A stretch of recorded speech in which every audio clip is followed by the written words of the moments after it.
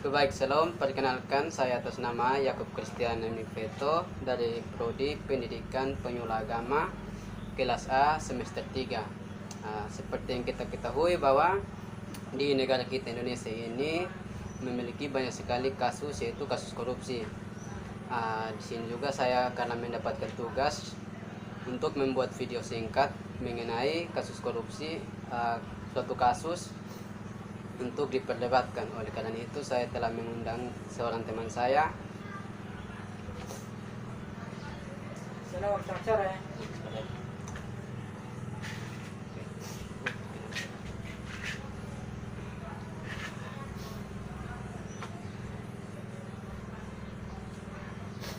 Di sini teman saya bernama Yarid Selan.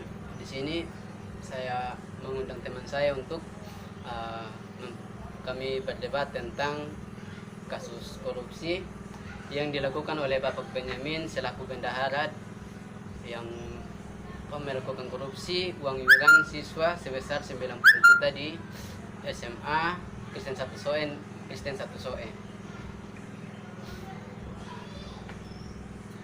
Di sini saya sebagai pembicara, seperti yang kita ketahui bahwa kasus korupsi di Indonesia ini sangat marak.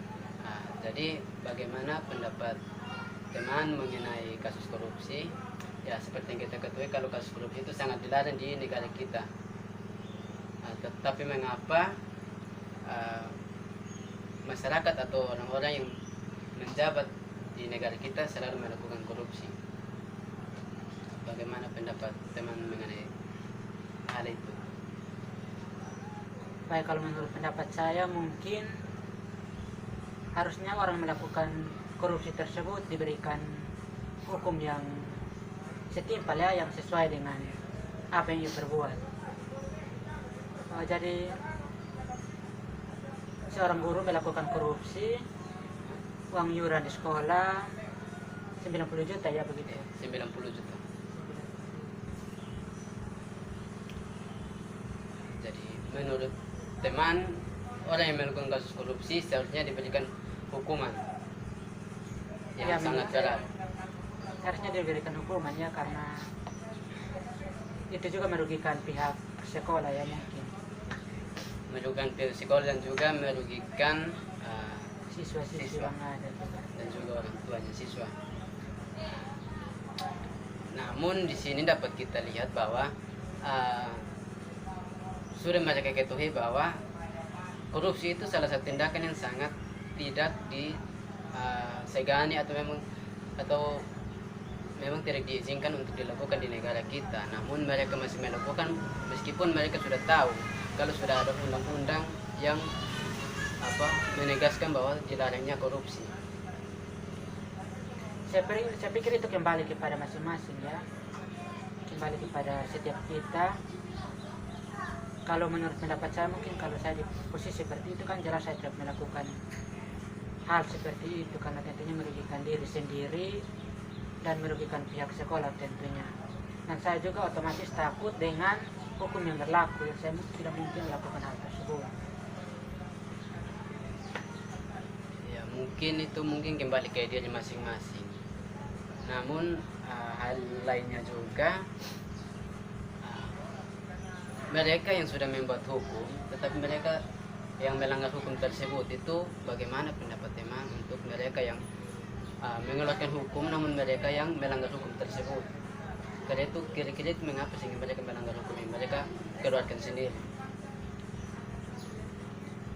Ya, sekarang kan kita sebagai masyarakat biasa kita tidak tahu sampai situ. Mungkin itu karena adanya berbagai macam godaan sehingga seseorang bisa melakukan hal tersebut ya. Mungkin ada godaan dari lingkungan sekitar, mungkin dari dalam dirinya sendiri ya. Saya pikir begitu. Mungkin dari lingkungan dan dari diri sendiri.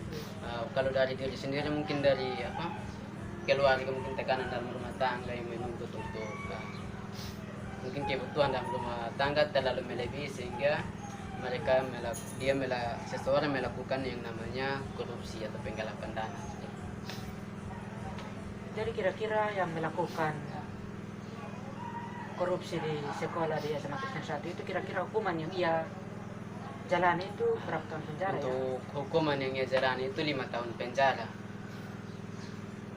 Namun di situ juga dapat kita patut pertanyakan, mengapa sehingga seorang korupsi yang kita sudah tahu tindakannya itu sangat dilarang dan sangat melanggar hukum, namun hukumannya itu sangat-sangat ringan. Tetapi seperti kita orang miskin yang melakukan suatu kesalahan seperti yang pernah saya dengar, ada seorang anak muda yang mencuri sendal namun di penjara mungkin 3-4 bulan. Tapi seorang korupsi yang sudah sangat kita tahu sangat melanggar hukum hanya di penjara 5 tahun. Mungkin bisa teman berikan pendapat teman mengapa sehingga bisa terjadi begitu seperti itu. Kalau menurut pendapat saya mungkin itu adanya kejanggalan ya di pihak berwajib.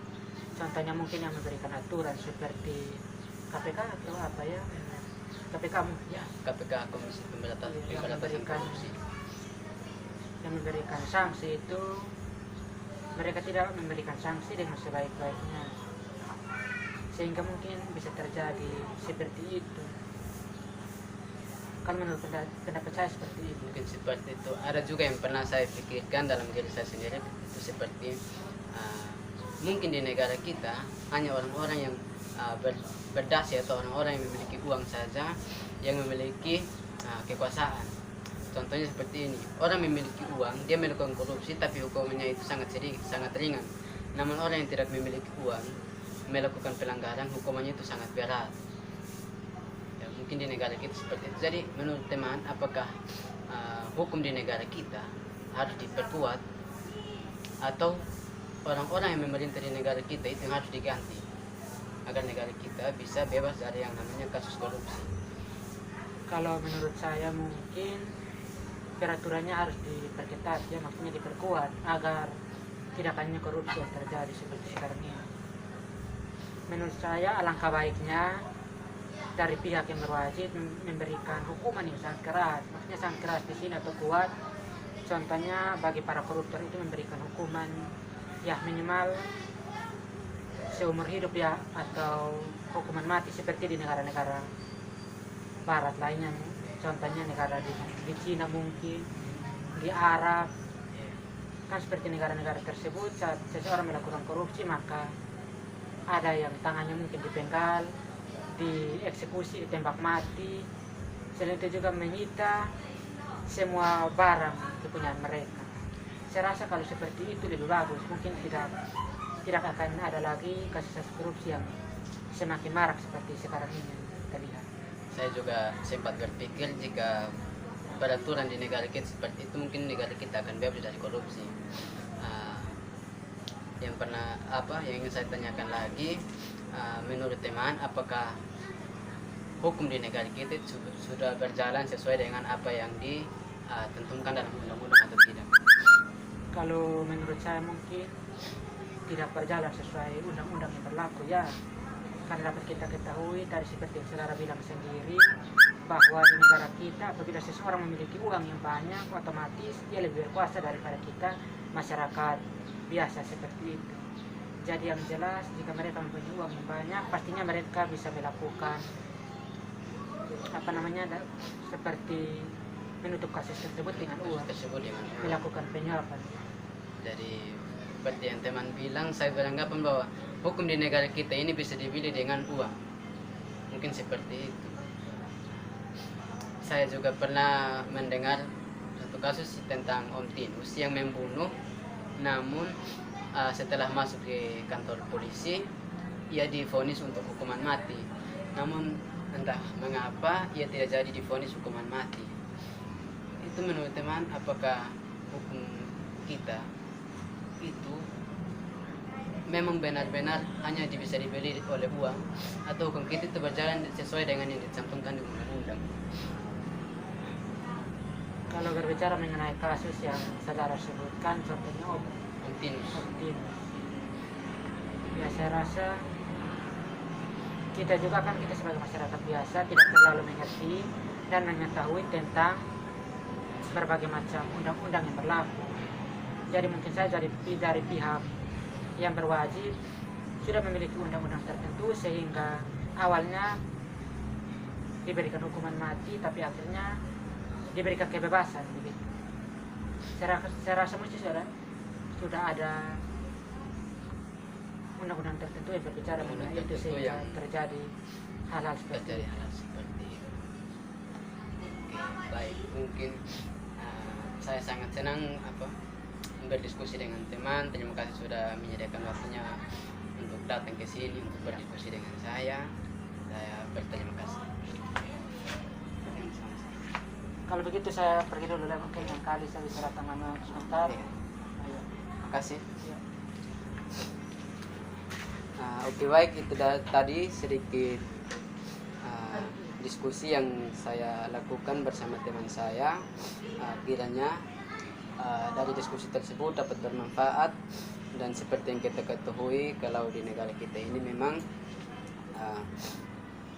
terdapat banyak sekali kasus korupsi, dan banyak juga yang mempertanyakan apakah hukum yang dicantumkan dalam undang-undang di negara kita apakah sudah berjalan sesuai dengan undang-undang yang dicantumkan.